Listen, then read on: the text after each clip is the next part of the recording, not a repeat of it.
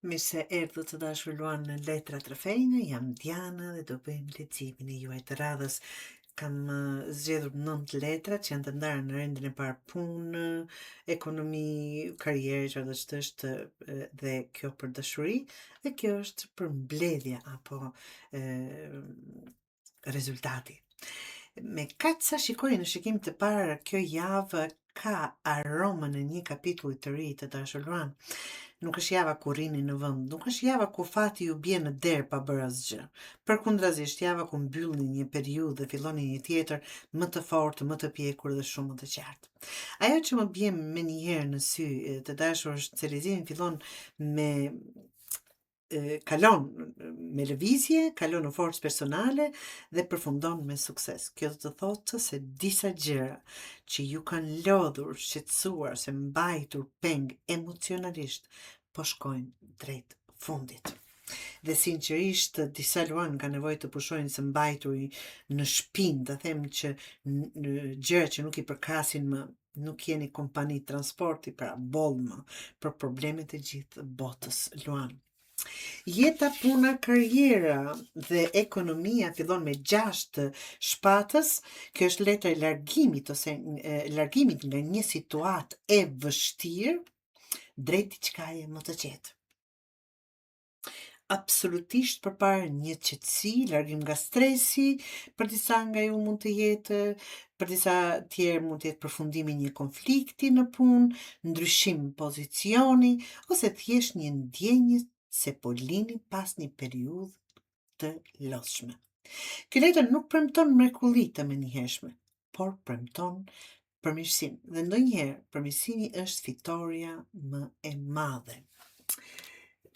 E perandorim pra ku ka gjë më të bukur se këtu është energjia ndryqon vërtet krejtësisht nga pasiguria apo nga lënia e që kalonin në kontroll. Kjo është letër autoriteti, letër drejtimi, letër leadershipi. Duket sikur këtë javë do t'ju duhet të merrni një vendim të rëndësishëm ose të merrni përgjegjësi për diçka Luan. Në punë kjo shpesh tregon avancim, respekt, rol drejtues ose nevojën që të silleni si lider edhe kur askush nuk ju jep këtë titull. Mos prisni që të gjithë të jenë dakord me ju.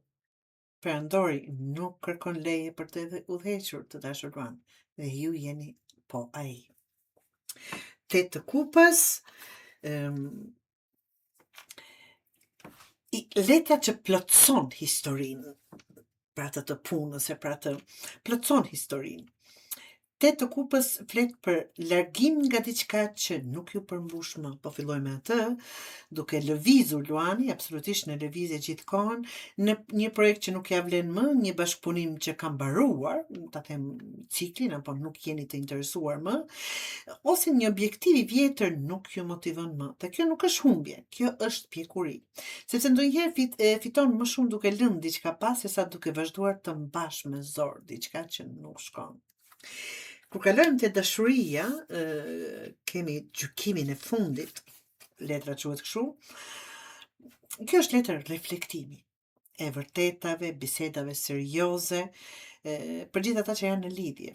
Një situatë mund të arrijë pikën ku duhet të vendosin çfarë doni për të ardhmen. Kjo është pozitive, sepse marrëdhëniet arriten kur njerëzit flasin hapur. Jo kur bëjnë sikur gjithçka është në rregull ndërsa brenda zihen si tenxheria me presion, ëh? Për beqarët, që kjo nuk do të thotë vetëm për beqarët, por që është e taksur dhe për ta, është dielli. Këtu është ai gjykimi pra që vazhdon me diellin vështirë të kërkohet letër më e bukur se kjo. Kjo sjell njohje të reja, gëzim, vëmendje, flirt, energji pozitive. Ju do jeni më magnetik se zakonisht të tërhiqni njerëz të duhur dhe jo pa arsye. Kjo është nga javët më të bukura për njohje të reja apo për zhvillimin e lidhjes së juaj në një nivel tjetër. Mbreti i shpatës për gjithë ata që duan ribashkim, kjo tregon se emocionet duhet të kalojnë përmes logjikës. Duket sikur një person është duke menduar shumë racionalisht. Kjo letër nuk flet për mungesën ndjenjash, por flet për nevojën që situata të analizohet me qetësi. Nëse ka ribashkim, ai duhet të bazohet në të vërteta dhe vendime të pjekura dhe këtu nuk ka fort sinqeritet, do ta thosha. Dhe jo vetëm me mall. E ardhmja të dashur është asi i shpatës fillojmë, letër e qartësisë, së vërtesës, e ideve të reja, vendimeve të mëdha, një perde ngrihet. Diçka që nuk e shihni qartë do të bëhet shumë e qartë. Dhe kjo dhe kur ndodh kjo, do ta dini saktësisht se çfarë duhet të bëni. Bota që tregon ta them është letra më e fuqishme e tarot. Përfundim të ciklit, sukses, arritje, hapje horizontesh të reja. Kjo më tregon se një kapitull po mbyllet me sukses. Për çfarëdo që e keni synimin. Për disa mund të jetë punë, për disa dashuri, po për disa një ndryshim personal shumë i rëndësishëm. Dhe nën të kupës, që është akoma më e bukur, letra e dëshirave që realizohen. Luan. Por ajo që ka më shumë rëndësi, kjo letër është kënaqësia vetë, kënaria, përmbushje. Është universi që ju thot, po ecën në drejtimin e duhur Luani. Luan, kjo javë fillon me largimin nga një periudhë e vështirë dhe mbaron me suksese dhe përmbushje.